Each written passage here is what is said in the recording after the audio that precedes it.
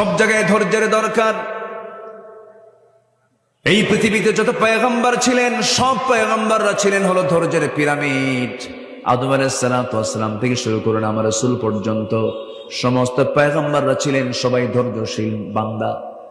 চরম ধৈর্যের পরিচয় তারা দিয়েছেন।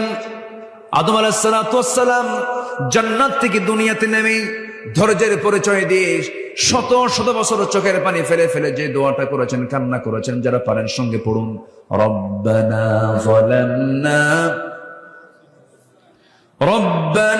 যালামনা আনফুসানা ওয়া ইল্লাম তাগফির লানা ওয়া তারহামনা লানাকুনান্না মিনাল খাসিরিন। জোরে বলুন আল্লাহু আকবার।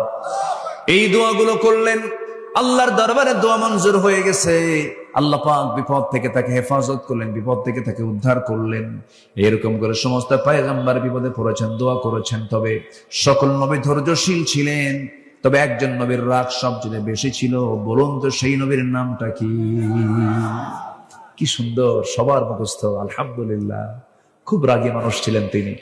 এত রাগ ছিল, তাফসীরে আসে যে তিনি যখন রেগে যেতেন, খেপে যেতেন, চুলগুলো খাড়া হয়ে টুপি ভেদ করে বের হয়ে যেত। এত রাগ ছিল তার ভিতরে। প্রচন্ড রাগী লোক ছিলেন, টোকা মারলে বারুদের মতো জ্বলতেন তিনি, এত রাগ ছিল তার ভিতরে।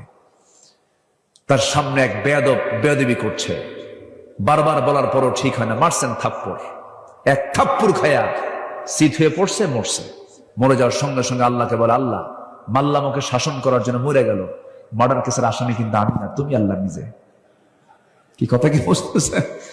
আল্লাহকে ধরে বসলেন। আল্লাহ বলছেন, যা করছো করছো, হয়ে গেছে, এখন তুমি দেশে টিকতে পারবা না। ফেরাউন তোমার বিরুদ্ধে হত্যার হুলিয়া জারি করেছে, দেশ ছাড়ো। দেশ ছাড়লেন, দেশে টিকতেই পারলেন। নবীরা কি দেশে টিকতে পারছেন? নিজেকে নিজের জন্মভূমিতে তারা কি টিকতে পেরেছেন? পারেন নাই। হিজরত করে চলে গেলেন, যেদিকে চোখ গেল সেদিকে চলে গেলেন। কেউ নাই তার পাশে, কেউ চেনেও না তাকে। এমন একটা এলাকায় চলে গেলেন, প্রচন্ড তৃষ্ণা। কূপের ধারে গেলেন, কূপ থেকে পানি তুললেন। কূপ থেকে পানি তুলে তৃষ্ণা নিবারণ করলেন। হঠাৎ করে দেখতে পারলেন দুজন দূর থেকে দুজন মহিলা হাতে বালতি করে চলে আসতেছে কূপের ধারের দিকে। সাইয়েদনা মূসা বলছেন, এই মহিলাগুলো কি চায়? সামনে গিয়ে বলছেন, বালতি হাতে কি করবা তোমরা? দাঁড়ায় আছো কেন? কূপ থেকে পানি নেব, নিয়ে যাও। পারবো না কেন? ঢাকনা উপরে আছে, ঢাকনা টান দিতে 7-8 জন পুরুষ মানুষ লাগে, আমরা পারবো না। মূসা আলাইহিস সালাম মনে মনে ভাবলেন, বেচারি মহিলা মানুষ, কষ্ট হয়ে যাবে, সন্ধ্যা অন্ধকার হয়ে যাবে। বালতি হাতের মধ্যে নিয়ে ঢাকনার কাছে গেলেন, কূপের ধারে গেলেন, বাম হাতে